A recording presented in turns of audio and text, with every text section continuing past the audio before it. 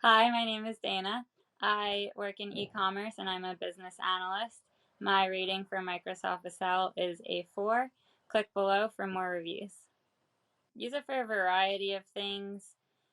Definitely for calculating how many items we need to ship in. So definitely using the filter feature from downloading reports off Amazon and Walmart and such, and then being able to do calculations to see, projected sales volume and whatnot.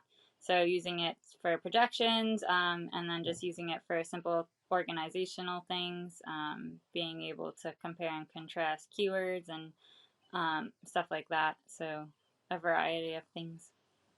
What I like most about Excel is that it has a huge capability of doing different things. Not to say that I know how to use most of it, but you can really do such a wide range of simple things all the way to super advanced things. Piggybacking off what I said from the previous question, I think that it's not so user friendly. I think that it's so advanced that sometimes when you want to do really simple things, it's hard to find and access just a simple thing such as, clipping the words so it doesn't overflow into the next column. It's just not as user friendly for the simple mind.